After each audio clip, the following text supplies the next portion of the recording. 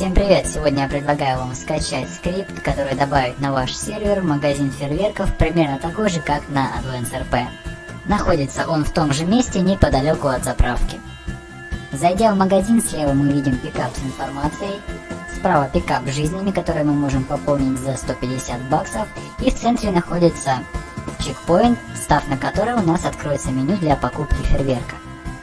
В меню магазина присутствует всего 4 вида фейерверков. Это шумовые петарды, световые петарды, дымовая шашка и одиночная ракета.